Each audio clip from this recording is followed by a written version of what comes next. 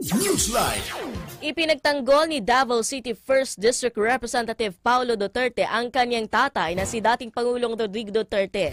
Ito ay matapos kasuhan ng grave threat ni House Minority Leader at ACT Teachers Party List Representative Franz Castro, ang dating punong ehekutibo sa Quezon City Prosecutor's Office nitong Martes.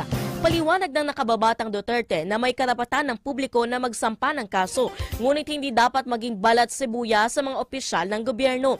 Dagdag pa ni Paulo, inilabas lamang ng dating Pangulo ang kanyang sentimiento at hindi siya nagsampa ng kaso sa mga kritiko noong siya pa ang Pangulo dahil inirerespeto nito ang freedom of speech and expression. Depensa ni Castro, bagamat nakatatanggap sila ng death threat, mas malala pa ang ginawa niya dahil sinabi niya ito sa telebisyon. Dagdag pa ni Castro na dapat itigil na mga pagbabanta sa buhay at pagre-red tag sa harap ng kamera.